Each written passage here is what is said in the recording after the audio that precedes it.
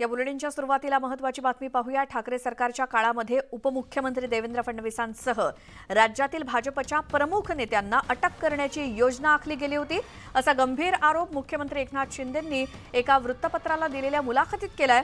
जून 2022 मध्ये उद्धव ठाकरेंच्या नेतृत्वातील महाविकास आघाडी सरकार पडण्यापूर्वी आशिष शेलार, गिरीश महाजन, प्रवीण दरेकर आणि देवेंद्र फडणवीसांना अटक करण्याचा तत्कालीन सरकार कट रचत होतं आणि महाविकास आघाडी भाजपमधील आमदारांच्या एका गटाला आकर्षित करण्यासाठी उत्सुक होती, असाही दावा शिंदेंनी केला।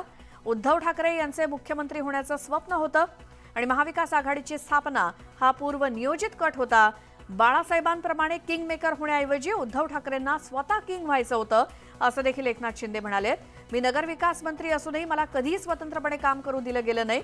कोणत्याही अधिकाराशिवाय आदित्य ठाकरेंची ढवळाढवळ होत होती। आदित्य ठाकरेंना मुख्यमंत्री बनवण्याच्या मार्गात त्यांना मी स्पीड ब्रेकर वाटत होतो आणि शरद पवारांनी उद्धव ठाकरेंच्या नावाचा मुख्यमंत्रीपदासाठी प्रस्ताव ठेवल्याच्या दाव्याचा एकनाथ शिंदेंनी इन्कार केला। उलट ठाकरेंनीच त्यांना स्वतःला मुख्यमंत्री करण्यास सांगितलं होतं।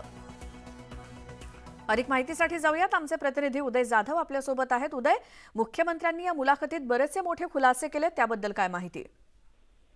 मुख्यमंत्री एकनाथ शिंदे यांनी एका अग्रगण्य वृत्तपत्राला मुलाखत दिलेली आहे आणि मुलाखतीमध्ये त्यांनी अनेक गौप्यस्फोट जे ते केलेले आपल्याला पाहायला मिळतात। विशेषतः माजी मुख्यमंत्री उद्धव ठाकरे महाविकास आघाडी सरकारवरती त्यांनी अनेक जे आहेत आरोप जे आहेत ते केलेले आहेत। त्यामध्ये विशेष करून भाजपच्या 4 ज्येष्ठ नेत्यांना अटक करण्याचा जो डाव होता महाविकास आघाडी सरकारचा, त्या संदर्भात त्यांनी वक्तव्य केलेलं आहे। त्याचबरोबर नगरविकास मंत्री असून देखील त्यांना स्वतंत्रपणे काम जे आहे ते तिथे करता येत नव्हतं। नगरविकास मंत्रालय जे आहे ते देखील काढून घेण्याचा त्यांचा प्रयत्न होता महाविकास आघाडीचा, हे देखील त्यांनी म्हटलेलं आहे। त्याचबरोबर राज्यसभा जी निवडणूक झाली त्या निवडणुकीमध्ये गटनेते असून देखील त्यांना तिथे सहभागी करता आलं नव्हतं किंवा त्यांना करून घेतलं नाही, असं देखील त्यांनी स्पष्टपणे सांगितलेलं आहे। त्याचबरोबर नक्षलवाद्यांकडून धमकी असून देखील Z+ सुरक्षा जी आहे ती दिली गेली नाही। Z+ सुरक्षेची मागणी जी आहे ती पोलिसांनी केली होती, मात्र असं असताना देखील पोलिसांच्या मागणीला नकारण्यात आलं होतं, असं देखील गौप्यस्फोट त्यांनी केलेलं आहे। एकूणच ठाकरे गटाचे पक्षप्रमुख उद्धव ठाकरे यांच्यावरती त्यांनी अनेक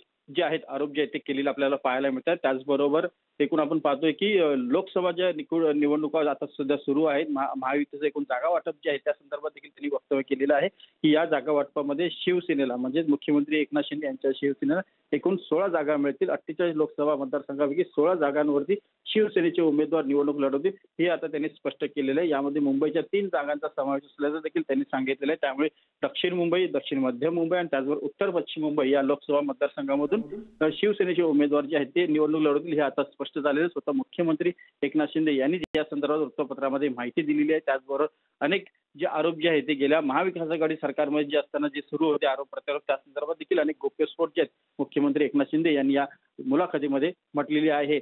युवा सेना प्रमुख आणि तत्कालीन जे मंत्री होते आदित्य ठाकरे यांची देखील अनेक मंत्रालयांच्या कामकाजामध्ये ढवळाढवळ होती, असं देखील आरोप त्यांनी यावेळेला केलेला आहे। उदय, धन्यवाद या माहितीसाठी।